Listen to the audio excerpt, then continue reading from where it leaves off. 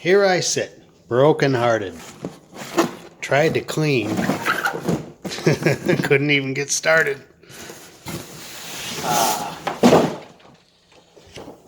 Happy Monday, everyone.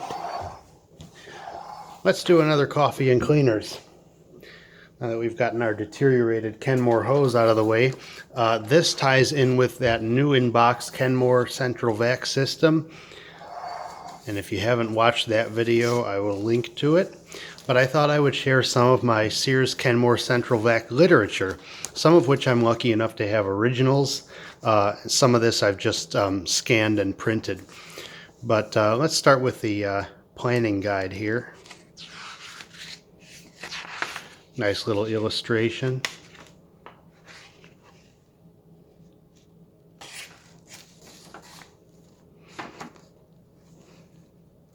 Selling the advantages. Comparing. So portables are over here. The Kenmore Model 100, which was their smallest with a disposable bag, and then the 300 and 600, which were somewhat more powerful and cyclonic.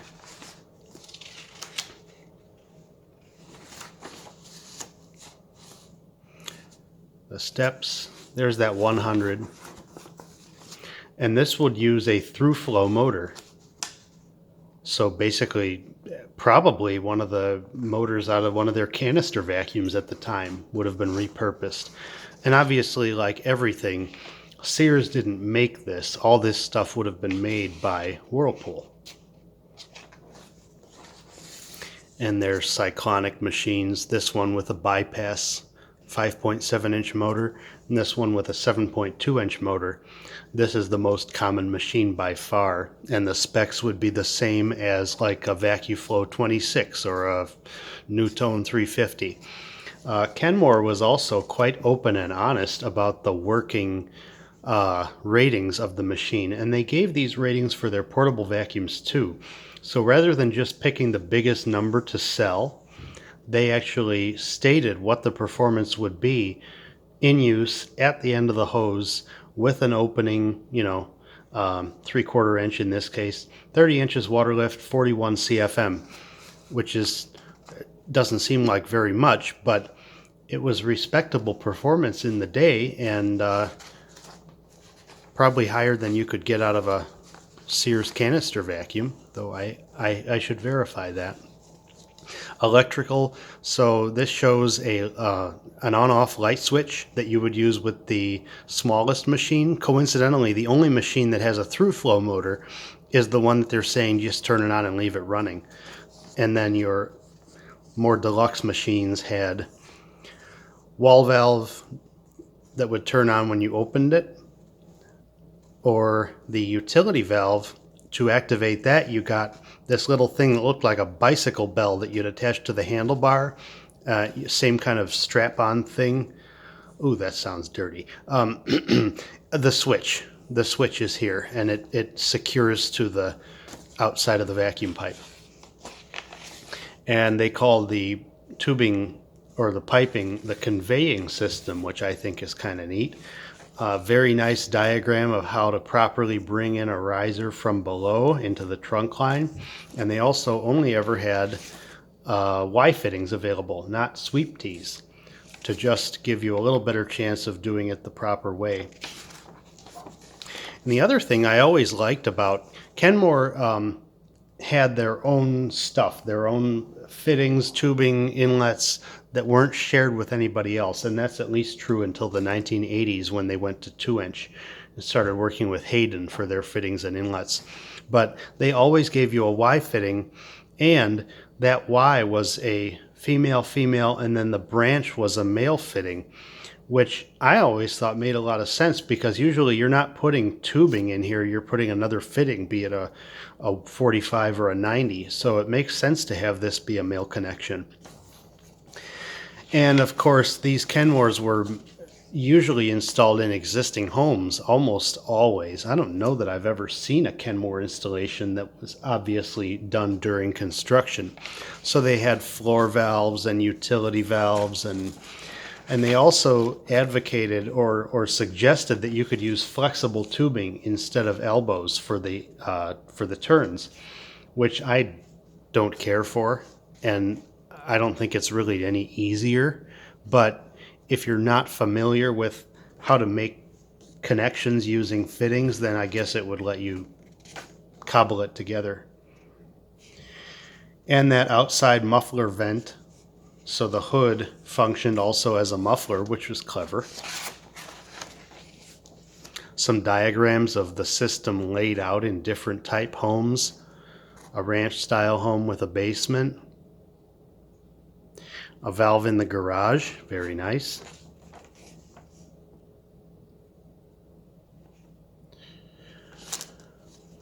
A split level showing piping through a crawl space and then up between the second floor and the lower level. This would be a tricky install unless you had a drop ceiling down here. And here we have a 2-story lift and a unit in the attic vented out through the gable end. Far from an ideal install.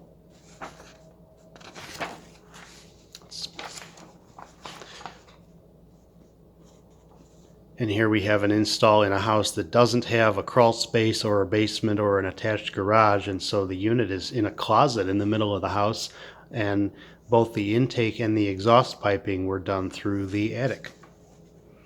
And here's what we think of as a more traditional type install. Basement power unit plus a basement inlet, and then inlets going up to the first and second floors.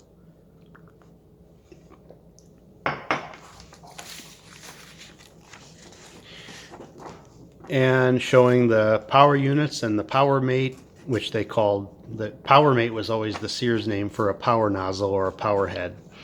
And installation materials, the recommended tools. And they make reference to a tubing cutter with a cutting wheel for plastic.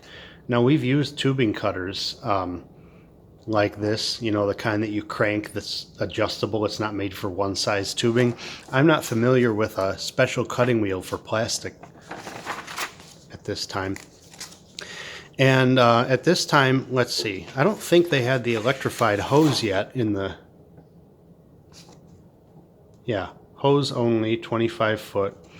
So when you added the power mate, it was the power mate with the wand from one of their canister vacuums, and then the special central vac bit was this part up here. This was a short little adapter tube that had a switch, and it had a 30-foot cord coming off of here, because at this point they didn't yet offer a current carrying hose. And of course they had an aqua lift attachment, because in the 60s and 70s many manufacturers touted the ability of the system to pick up liquids. I can count on one hand at this time the number of wet pickup attachments that I've sold, and probably have 3 fingers left over. That's just not a thing people tend to do, because it's actually less expensive just to get a shop vac than to get one of these. Shop vacs are pretty inexpensive nowadays, especially that bucket head vacuum. You ever seen one of those? It's like 20 bucks. I only half jokingly said you can just use it once and fill it up and throw it away at that price. So here's a fold-out installation guide, and this has kind of the same info. They say to tape the joints that are going to remain accessible. I like this little guy here, listening for the hiss in a joint. And this shows the type of inlet, the early type of Kenmore inlet, where you push the strip of copper or brass to start the system. So this would have been used with a latching relay.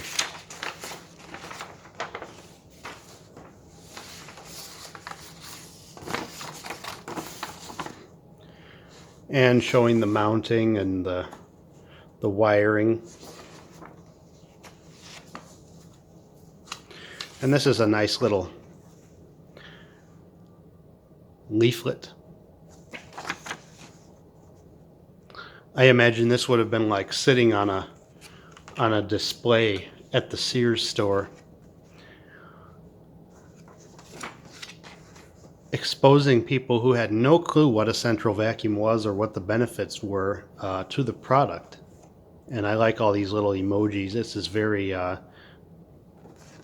this is like how some people send text messages even today. They'll find a little graphic for every little thing that they can, and it's kind of a pain to try and read. Wall valve instructions in existing construction. Like I said, most Kenmore systems were retrofitted. And one exception to that comes to mind is a home that I've serviced in the Chicago area that was built for a Sears executive. So everything in the house was Kenmore, including the vacuum system. Kenmore wall brackets, the rough-in sandwiched the plaster or the drywall, and then the finished plate went on. And that's different than we do it today, where you have the mounting plate behind the wall and the inlet in the front of the wall, and those two sandwiched together. That's a little more simplified, but this was a nice way to do it. I always like this old style Sears Kenmore logo.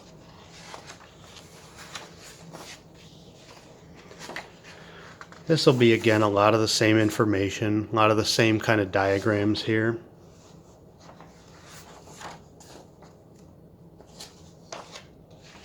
Fabrication. Conveying system fabrication. They sure make that sound very high-tech. Drilling through joists. So this, my understanding of drilling through dimensional lumber without really weakening it was always just to stay close to the middle line and stay away from the ends. And, you know, you want to drill the middle third of the joist. But according to this, there's this danger line, and you can be above it in the middle or you can be below it toward the ends. That's news to me. Drilling with extensions down the wall. We've done this a couple of times, but I always think drilling blindly 6 to 8 feet down is just asking for trouble.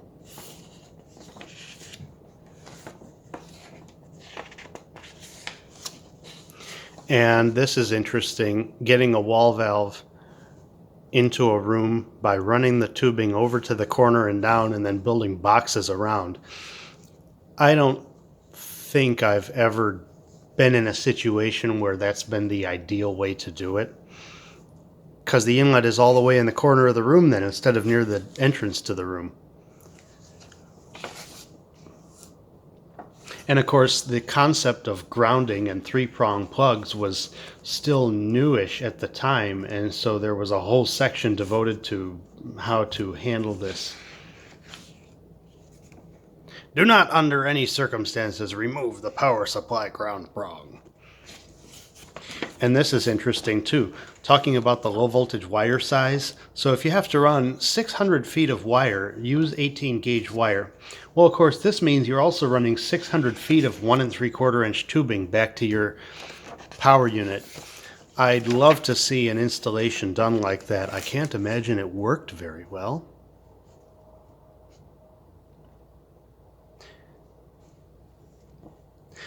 The floor valve, that big chunky thing, and showing several different ways of adding a utility valve adjacent to the power unit.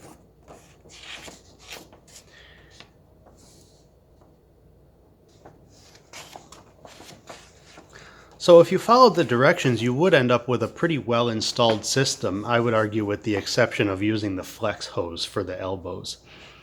That flex hose had a nasty habit of deteriorating over time too. This is cool. So Sears, being a one-stop shop, they tell you where to find the tools you need at Sears, which is pretty neat. And here's all those tools. Wall valve template and level. Vaculine made such a thing years ago that was a very handy little tool. Here are the directions from that new in the box power unit. You can see we have the newer Kenmore logo here from the 80s, and we still have the older Sears logo, even though on the box shows a newer one. And that little Sears Best sticker, always neat to see.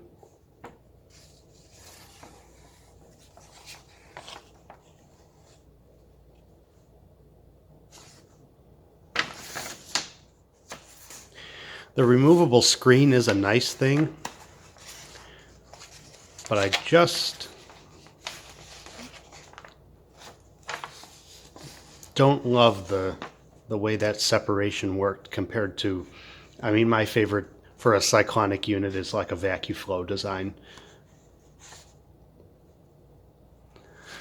You can get an idea of how effective the cyclonic separation is by listening to how the motor sounds after years of use. And Kenmores, like vacuum aids, tend to get pretty growly. Sears was always excellent about not only documentation, but parts support for their products. I mean, this is from a time when Sears was on their game. They had whole departments of people making sure that every product was well supported, and they gained many loyal customers because of it. Here's a nice little graphic of those three different units, the bagged, the small cyclonic, and the large cyclonic. I don't know that I've ever come in contact with either one of these in a house. Nice little wall hanger. So when the system is being installed in a house under construction, it was so infrequent that new construction installs were done with Kenmore systems that this was like buried way back here. Showing how to mount the power unit to different walls. Showing a very good way of bringing in a branch line from below. So they really gave a nice crash course in how to install a system properly.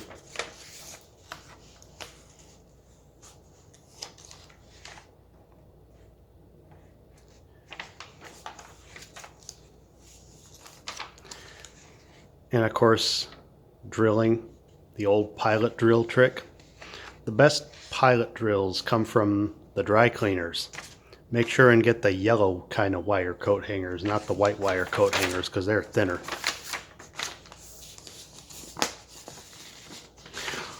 Or I should say the best kind of pilot drills for the money. And showing, the other thing I've noticed after decades, the insulation on the wall valve wires ages really poorly.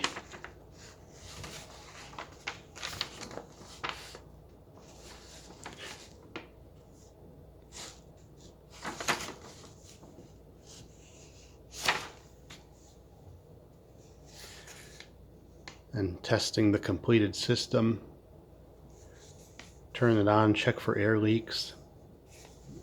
Very good practice.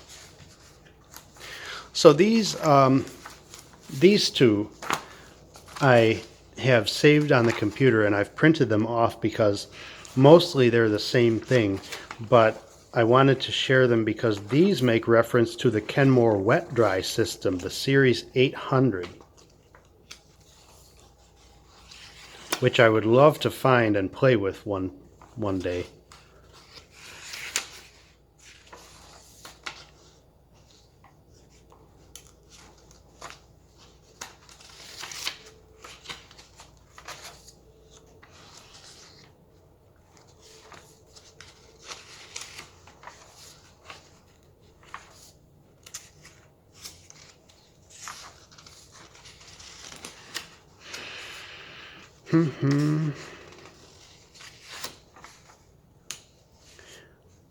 All right, maybe not this one, but two interesting little things here I'm noticing. First is they show kind of just hanging the hose instead of looping it neatly. They've just show hanging the hose so it's flopped over the sides of the hose hanger. Maybe this is a little quicker and that's why they've shown it as an example. I just don't like how that looks. The other thing that's amusing is checking for vacuum leaks by using a lit cigarette. That is no longer a standard recommended procedure. Okay, this planning guide this is what I wanted to share.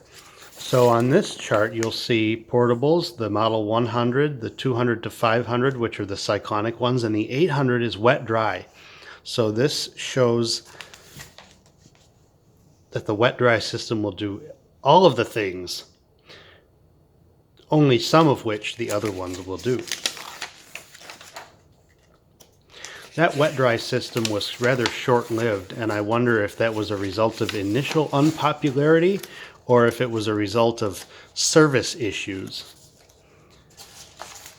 I feel that the combination of those two factors has kept wet-dry systems today from ever being really prevalent.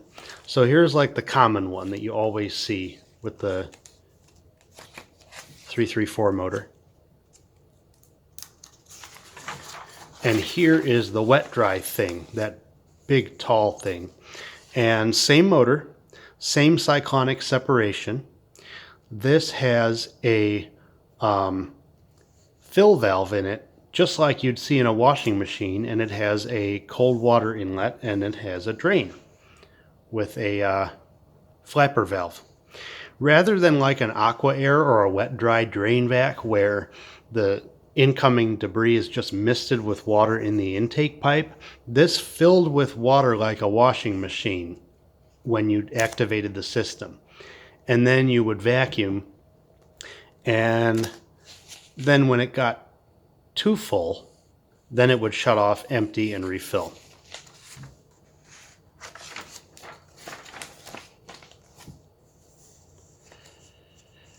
In cold weather areas, water and drain lines must be protected against freezing. Each valve riser must be trapped where it joins suction line.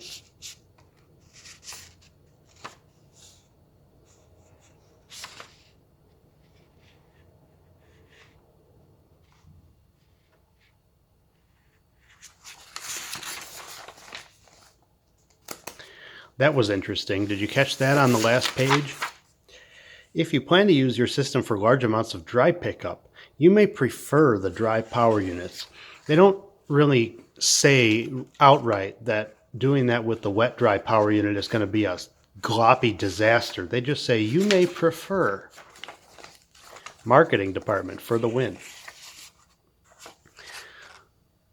On-off switch versus the inlet controls. You saw that already.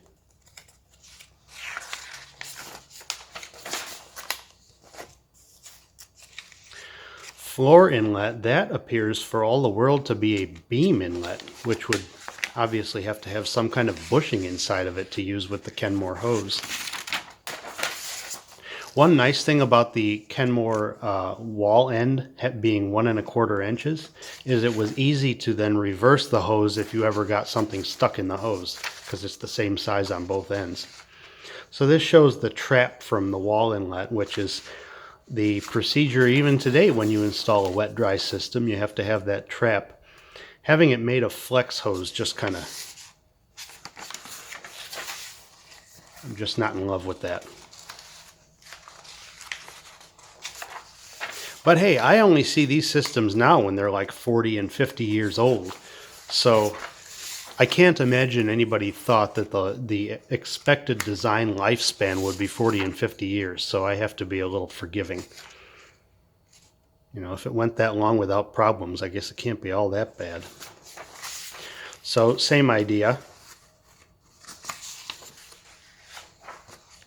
But with some little tidbits about the wet-dry system that the other documentation did not have, because it's a little later. And Sears at this time was, like I said, they were on their game. They were at the top of the world, and they stood behind their product and gained many loyal customers. Sadly, those days are gone. But I hope you've enjoyed this look at Sears Kenmore Central Vac literature. Happy vacuuming, and as always, thank you for watching.